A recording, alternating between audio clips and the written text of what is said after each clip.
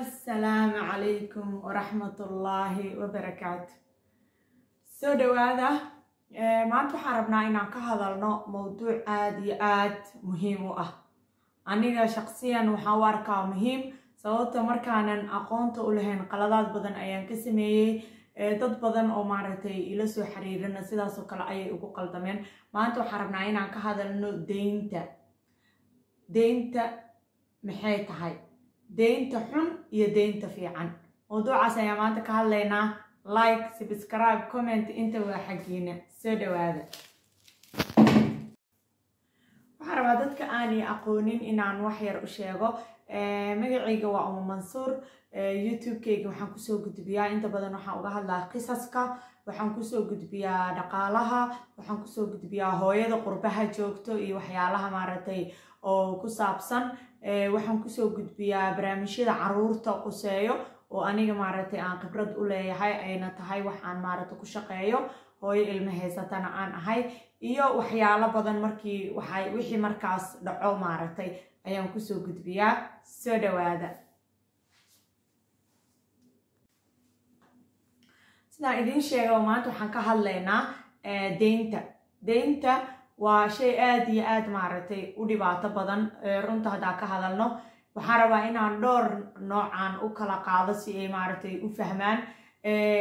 Kaba soo qaad horta dhibka lambar 1 waxa ugu dhibka badan lambar 1 markii la dhaho waa wax bil alla keeno lagaa rabo inaad bixisid. Markaad deyn qaadatid waa wax bil alla keeno aad rabtid inaad bixisid oo waxay ka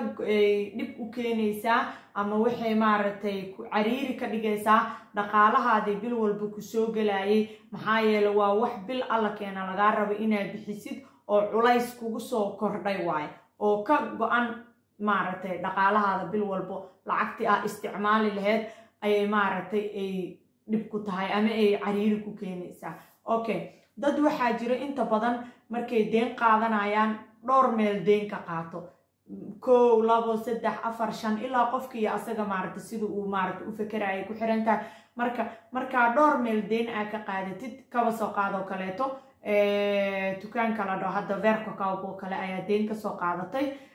waa tagtay haddana waxaa ka soo qaadatay Dean ayaa telefoon ka soo qaadatay, haddana waa tagtay Elise ayaa telefoon ka soo qaadatay, haddana waa tagtay Gigant ayaa TV ka soo qaadatay.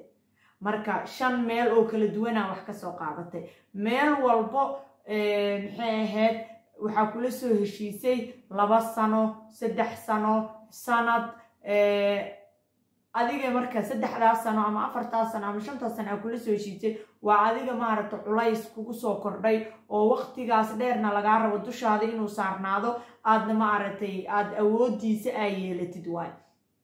taas waa gooni. waxaa kaloo meesha ku sii dheer markii aad kaba soo qaad telefoon ka soo qaadatay 2,000 oo euro telefoonka joogaa. 2,000 markuu joogo telefoonka aad soo qaadatay waxaa tiri 3 sano ku bixinayaa. markay ugu yartahay 3 sano waxa ku korayso lacag ilaa 200 ilaa 400 inta u dhaxayso oo dheeraadaha ku saaran. waxaa kaloo dhibaatada kaloo saddexaad waxay ku tahay korkadina way kugu socotaa iyo ribadii oo ribo ayaa maaragtay kugu socoto. haddii aad hal bil la daahdo ama hadday wax kaa noqdaan way kuu sii dheer tahay oo bil walbo 5 euro ama $5 ayaa lagu soo saaranayaa. marka adiga hadda 3 khasaara qabtaa. khasaarada koobaad 3 sano dhiibaysaa, khasaarada labaad lacag dheeraada dhiibaysaa, khasaarada saddexaad riba kugu socoto. Okay, dukaamanka way kala duwan yihiin. meelo waxaa jirto ay fiican tahay in deyn laga qaato iyo meelo aysan fiicnayn. hadda kaba soo qaado kale Verco baga qofna kulama talinayo inuu wax ka soo qaato sababtoo korka %gooda ama ribada ay ku saaranayaan ayaa waxay tahay 19% waay. 20% camal ribo ay ku saaranayaan. waxaa laga wadaa $100 markaa €100 markaa u dirtid 30% ayaa ka goosanayaan. waxay adiga ka jareen €100 u dirtay 30 euro qaateen. meeshas maxay kaaga jareen? waxay ka jareen €70. 30kii kaleeto ayaa ka qaateen. adi marka waxba faa'iido kuma soo kordhinayso. Okay, marka u soo noqono Dean oo kale asagana wuu ka yar yahay xadka maaragtay korka %ga wuu ka yar yahay. asaga waxa laga yaabaa 200 ilaa wixii ka yar inuu ku saarto. laakiin mar walbo maxaa fiican markaa horta deen qaadanaysa lambar 1 waxaa fiican inaa hal meel ka qaadatid oo maanta anoo 2,000 igu leeyahay inaan 2,000 kala soo qaato aniga le cariiri igu tahay aniga le dhib igu tahay laakiin maxaan sameyn karaa markaan 2,000 iska dhameeyo ayaan haddaan u baahanahay inaan cunugayga telefoon usoo qaado ama haddaan u baahanahay inaan Soomaaliya telefoon u dhiibo ama hadduu kombiyuutarka iga halaabay waa inaan horta marka hore aan deyntan iska dhiibo waay markaan tan iska dhiibo ayaan mid kaleeto soo qaadan karaa taas horta waa lambar 1 lambar 2 waa aragtay dharkoo kale markaa deensanahay qaasatan dumar haddaan nahay waxaa laga yaabaa maamadan inaad u tagtid aad kasoo qaadatid 3 daah 4 daah intaasoo diraca kasoo qaaday haddana waa baxday maamo kalaa u tagtay sidoo kale usoo qaadatay okay marka deynta xun waxaa waaye ani maanta anoo 5 daah haysto markaa inta baxo aan 2 daah kala soo qaato maxaan ka faa'iidaa waa inaa isweydiisid maxaa ani ka faa'iidaa 5 daah anoo haysto markaa 2 kusoo diro faa'iidada ay iigu soo kordhinayso maxay tahay waxba kama faa'iidaaye axsan haddaad deen qaadanayso waxaadan haysan kusoo qaado wax aan kuu oolin laakiin maanta anoo 5 daah haysta markaan 2 daah kusoo daro maanta anoo boorso diraca haysta markaan dirac kale kusoo daro wax aan ka faa'iidaayo male qaasatan dumarka meesha ugu badan dumarka Soomaaliyeed oo maanta maaragtay dhaqaalahooda uu ku burburay oo maaragtay ay bilaakeyd ku noqdeen waa guriga iyo waxa waaye aroosyada dharka lagu aadayo maanta dhan aroos walbo waxay rabtaa dirac inay ku aado okay sanadkii waxaa laga yaabaa gabadha ugu yar oo aan dhahno aroosaan laga wacan ma aado sanadkii kaba soo qaad waxaa laga wacay 10 aroosaa sanadkii laga waca 10 maray aroos aaday oo ay halkii dirac kasoo bixisay min 150 yuuraaba ka baxday iska dhig macalaa diraceedii macalaa maxay ahayd ii sheeg diricii baabuuraacii koofeer haddii aadaysay aanba u xisaabinabo 150 euro markaa ku dhufatid 150 ku dhufatid 10 waxay noqonaysaa 1,500 oo euro waa gabadha ugu yaraan u xisaabiya macalaa diricii macalaa maaragtay baabuuraacii taxigii qaadanaysa sii qaadanaysa 150 iska dhig sanadkii 1,500 oo euro ayaa dhaqaaleeda halkaas uga baxday midda 20 aroos aado 30 aroos aado maalin walba arooska taagan oo bishii markay ugu yartaa 2 aroos aadana taas wayba ayadu wayba kasii daran tahabo okay gurigii waqtigii ciidiyaa soo galayso daahyaa la soo gadaa roogaa la soo gadaa haddana ciidi kala soo galayso daahyaa la soo gadaa roogaa la soo gadaa haddana waqtigii samarkaa la gaaray daahyaa la soo gadaa roogaa la soo gadaa dhaqaalihii oo dhan halkaas uu ku burburay maanta dhan waxay qaadanay deyn hadhowti marka waxeedii ma ku filnaan karaan sababta waxaa aan sinayn wixii ka baxaayay iyo wixii soo galayay marka dhibaatadaas ayay maaragtay deynta leedahay waxaa kaloo laga yaabaa 3 qof inay wax ka kala qaadato qofna inay ka soo qaadato daahiye iyo duruc intu kale daahiye iyo duruc hal qof markaa ka qaadanay sida abrono hadda ayada dhahday bishii 100 euro ku siinaa ka soo qaadaday xataa 2,000 kugu leedo bilba 100 euro aasiisid waxaa siin kartaa 20 bilood ayaa siinaysaa halkaas ayay ayadii kaaga dhamaanay laakiin markii intan wax lagaaga leeyahay labadii dhinacba inaad dhaqaalo bishii ku kala bixisid ayaa ku qasban tahay marka waxaan idin dhahay sidaan idin sheegay videogan wuxuu ku saabsan yahay deynta xun iyo deynta fiican okay markaan usoo gudubno deynta fiican waxaa waaye kaba soo qaad oo kale ana hadda maanta waxaan deensaday lacagaan deensaday waxaan ka deensaday gabar aan saaxiibana aan u tagay waxaan ku dhahay 10,000 ideymi oo euro waan qaaday 10,000 dhul ayaan ku gatay waa deyn fiican sababtoo waa wax mustaqbalka maaragtay faa'iido iigu socoto oo sanadka ka dambeeyo maaragtay ii qiimihiisa dhulka uu sii bedela kaba soo qaad sheeraan ku gatay sanadkii faa'iidaan ka helaya kaba soo qaad dahabaan ku soo gatay dahabkaygu ii yaalaa sanadka ka dambeeyo qiimihiisa uu ii sii kacaa deynta fiican waa deyntaas oo la ogolyahay deyntaas inta badan waxa qaato 80% ragga ayaa qaata dunida markii baaritaan la sameeyay ragga waxay deynta u qaataan inay dhulal gataan inay sheerar gataan inay dukaamo ku furtaan ee ragga deynta u qaataan meesha dumarka ay u qaataan deynta xun oo ah inay guri iyo waxaas iyo ay ku qasaariso deynta fiican dumarka ma qaataan okay anaka qaasatan haddii aan nahay dadka maaragta muslimka ah hadda wadamada carabta oo kale ayuutada ilaa waxay tagtaaha lagu leeyahay 100 milyan oo dollar ee ayuuto dad ay isla galaan inkastoo ay hadda carabta rabaan inay u sameeyaan sharci ah dowladda inay ayada maamusho oo dadka ay xafiis u sameyso meeshaas ay ayuutada ku wada galaan maadaama qaladaad badan uu ka dhaco dadka qaar markay ayuutada qaataan aan laga soo saari karin ama lacagta aysan si fiican u siiban anaga khaasatan Soomaali hadaana waxa aan aadka u isticmaalno oo dhaqaalaheena hormuudka u ah ama dhaqaalaheena aad maaragtay u kobciyo waa ayuutada markaa gashid kaba soo qaad ayuutaa gashay 10 bilood ay soconayhaa lagu dhahay waa u hormartay ayuutadii waad gashay waa u hormartay maadaama adiga ayuutadii ay ugu horeysay wax oo maanta ay kuu soo kordhinayso ma lahan waad qaadatay deyn ayaad ku bixisay waxaad ka faa'iiday ma lahan